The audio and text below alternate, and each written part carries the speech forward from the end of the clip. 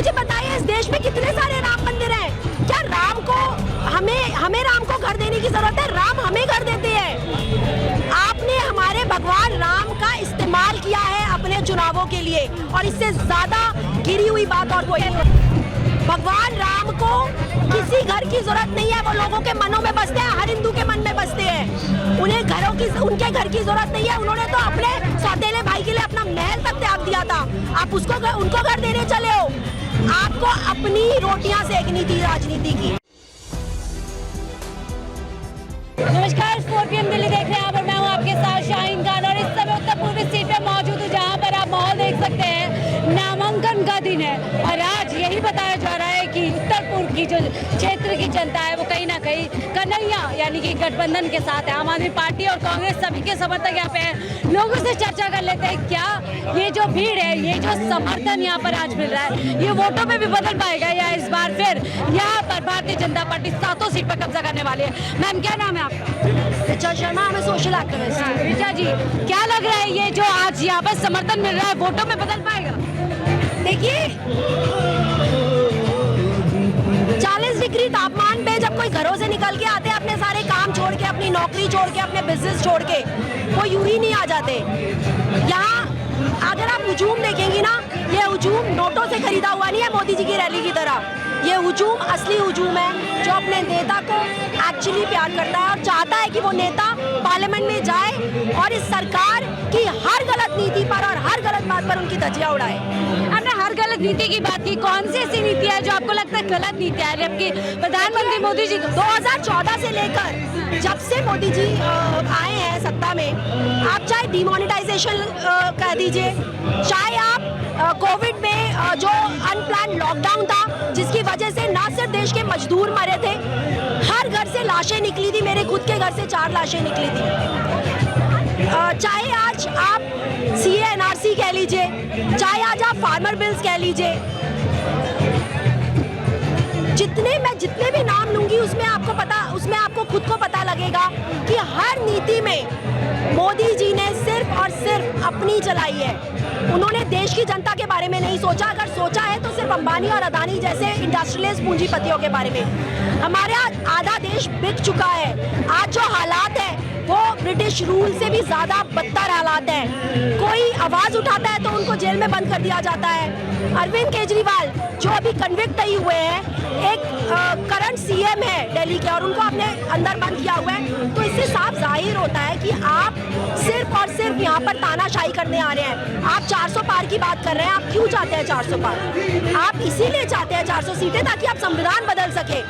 और मैं आपको इस बात की एश्योरेंस देती हूँ, जब तक कन्हैया कुमार जैसे नेता है, संविधान को कोई हाथ भी नहीं लगा पाएगा। आप कह रहे हैं इस तरीके से CM को जेल में डाला जा रहा है, EDC पे, लेकिन मोदी जी लगातार कह रहे हैं कि देखिए भ्रष्टाचार के खिलाफ मेरा एक्शन और एक्शन जारी रहेगा। सर, मैम, अगर भ्रष्टाचारियों की ही बात करनी है आपने, तो आपने जितने भी जिन कांग्रेस नेताओं को आप कहते थे भ्रष्टाचारी हैं, उनको अपनी पार्टी में क्यों ले लिया? उनके ऊपर जितने केस चल रहे थे वो सारे के सारे आपने क्यों रद्द कर दिए? भ्रष्टाचारी पार्टी तो अब आपकी बन चुकी है। किसी भी पार्टी का जो भी भ्रष्टाचारी नेता है, आपने उसे अपने पार्टी में शामिल कर लिया है। तो देश को पूरी तरह से लूटने का प्लान है मैडम, 400 सीट जीतने। कह रहे आपके लिए टूटने का प्लान है, वो कह रहे बचाने का प्लान है। कांग्रेस आ जाएगी तो सबकी संपत्ति मुसलमानों। 70 साल कांग्रेस थी ना पावर में। आप मुझे बताइए किसका मंगलसूत्र छीना और कौन सा हिंदू मुस्लिम के नाम पर यहाँ पर लोगों से वोट मांगे गए हैं, या कौन सी गंदगी मचाई गई है? हमारे देश का ऐसा कौन सा प्रधानमंत्री है जो मटन के ऊपर अपने चुनावी रैली में मटन की सावन चल रहे हैं, तेजस्वी मटन खा रहा है, वो फिश खा रहा है, घुसपैठिए घुस जाएंगे, वो घुसपैठियों को देश भेज दिया जाएगा, आपकी भैंस चुरा ली जाएगी। क्या है ये? आप प्रधानमंत्री हैं, कुछ तो मान रखिए इस पद का। लेकिन लगातार वो कह रहे थे कि यही मुद्दे हैं देश में, क्योंकि कांग्रेस लगातार मुस्लिमों की राजनीति करती आई है, उन्हीं के लिए वोट। मैम, कांग्रेस ने अगर मुस्लिम की राजनीति करी होती ना तो कांग्रेस के टाइम पर मॉब लिंचिंग्स होती। बीजेपी के टाइम पर मॉब लिंचिंग शुरू हुई थी जब जय श्री राम का नारा लगा के। क्या कांग्रेस के टाइम पे आज तक किसी ने मस्जिद के ऊपर अटैक किया है जय श्री राम का नारा लगा के? आप मुझे बताइए। आप कहते हैं वो हिंदू मुसलमान की राजनीति करते हैं। देश का हर वर्ग अगर सुरक्षित हाथों में था तो वो कांग्रेस के टाइम। कहते हैं कांग्रेस का राज तो तभी तो राम मंदिर नहीं बना ना, सनातन धर्म के लोग। आप मुझे बताइए इस देश में कितने सारे राम मंदिर हैं? क्या राम को हमें राम को घर देने की जरूरत है? राम हमें घर देते हैं। आपने हमारे भगवान राम का इस्तेमाल किया है अपने चुनावों के लिए, और इससे ज्यादा गिरी हुई बात और कोई नहीं है। हमने घर बनाया, बाहर टेंट में रहते थे, आज मंदिर बनाया, भव्य मंदिर। भगवान राम को किसी घर की जरूरत नहीं है, वो लोगों के मनों में बसते हैं, हर हिंदू के मन में बसते हैं। उनके घर की जरूरत नहीं है। उन्होंने तो अपने सौतेले भाई के लिए अपना महल तक त्याग दिया था। आप उनको घर देने चले हो। आपको अपनी रोटियां सेकनी थी राजनीति की। आप त्याग की बात कर रहे हैं, कल मोदी जी ने भी कहा कि देखिए योगी और मोदी दोनों के ही बच्चे नहीं है और देश के बच्चों के लिए हम लोग दिन रात खप रहे हैं। देखिए, क्योंकि औलाद नहीं है शायद इसलिए वो दर्द नहीं समझ पा रहे। जो आज पुलवामा में शहीद हुए जो हमारे जवान हैं, उनके बच्चे, फार्मर प्रोटेस्ट में 600 हमारे जो किसान थे वो शहीद हुए, उनके बच्चे, इस मणिपुर में जो नरसंहार चल रहा है उनके बच्चे। क्या आपने इनके बच्चों के बारे में सोचा? आप कौन से बच्चों की बातें कर रहे हो? अंबानी और अदानी की?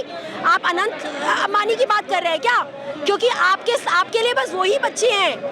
आपके लिए आप शिखर धवन के टूटे हुए अंगूठे के लिए ट्वीट कर सकते हो, पर आप मणिपुर के लिए ट्वीट नहीं कर सकते। आप सोनम वांगचुक जो बैठा हुआ है सरहद लद्दाख में, आप उनके लिए ट्वीट नहीं कर सकते। आप देश की रेसलर्स के लिए ट्वीट नहीं कर सकते। आप क्या बातें करते हैं? क्या लग रहा है मैम, आपको क्या लग रहा है, क्या इस समय माहौल है दिल्ली से लेकर देश में? क्या लग रहा है, गठबंधन बाजी मार ले? गठबंधन ने बाजी मारी हुई है। ये जो मंचों से इतने प्यार से झूठ बोले जा रहे हैं, इतनी बकवास की जा रही है, मुद्दों से भटकाया जा रहा है, स्तरहीन भाषा का इस्तेमाल किया जा रहा है प्रधानमंत्री और गृह मंत्री, क्या कहते हैं उसमें, हमारे रक्षा मंत्री तक के द्वारा।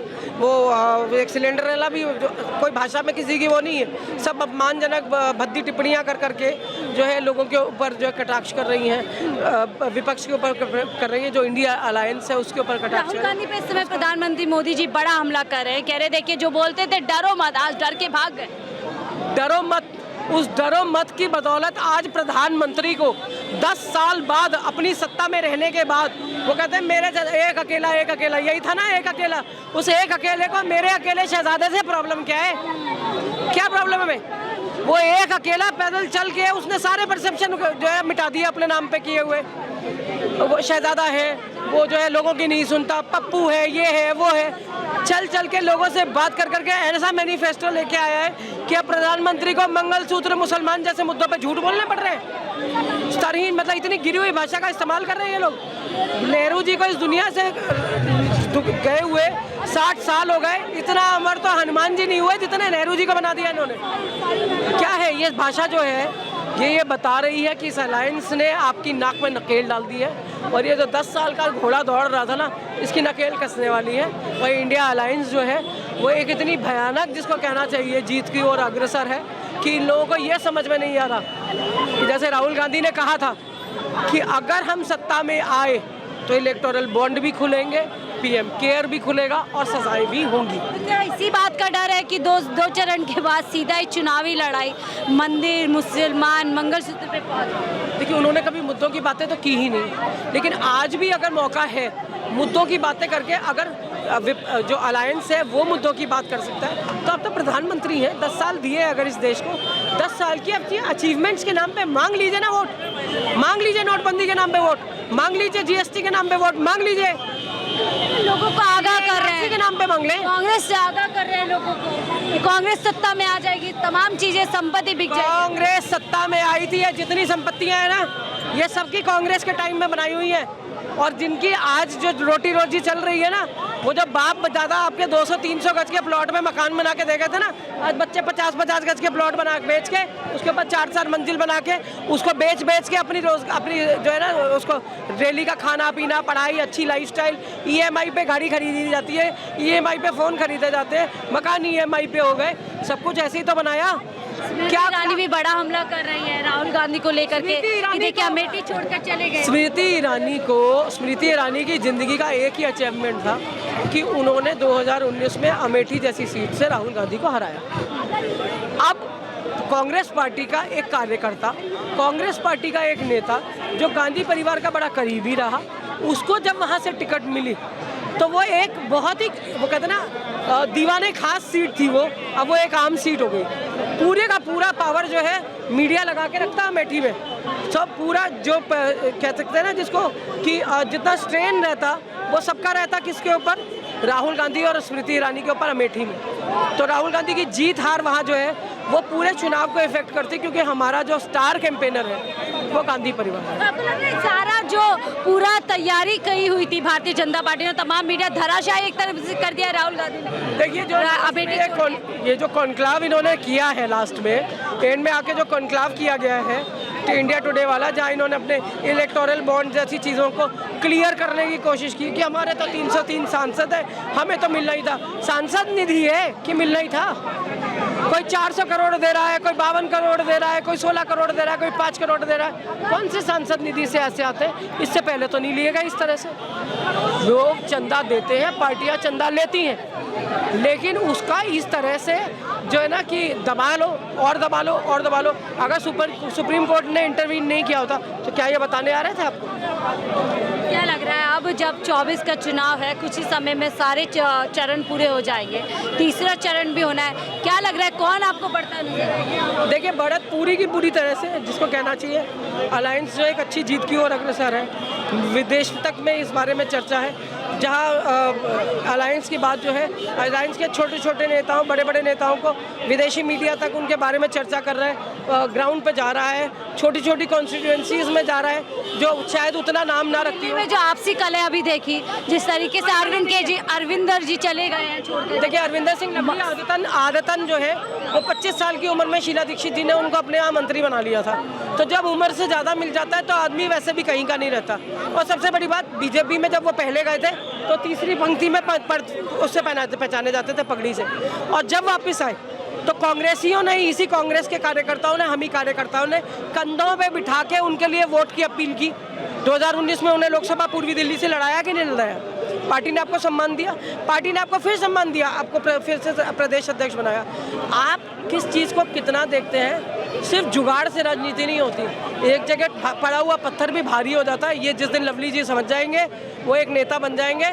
अभी तो कोई इमेज नहीं है उनकी, और जो हम जैसे लोग जो थोड़ा बहुत भाई साहब कह के इज्जत कर लेते हैं वो भी खो दी। कन्हैया जी का क्या लग रहा है आपको, क्या बाजी मार लेंगे? यहाँ से मनोज तिवारी को हरा के उत्तर पूर्वी दिल्ली से सबसे पहला सांसद जो है हमारा जो संसद पहुँचेगा इस दिल्ली में, कांग्रेस का जो सबसे पहला सांसद पहुँचने वाला है उसका नाम डॉक्टर कन्हैया कुमार है। बहुत बहुत शुक्रिया हमसे जुड़ने के लिए। तो महिलाओं से बात कर रहे थे कि इस बार 2024 की लड़ाई को महिलाएं कैसे देख रहे हो। महिलाओं ने ऐलान कर दिया है कि इस बार गठबंधन सरकार बनाने वाला। फिलहाल मुझे दीजिए इजाजत, आप देख रहे थे 4PM दिल्ली।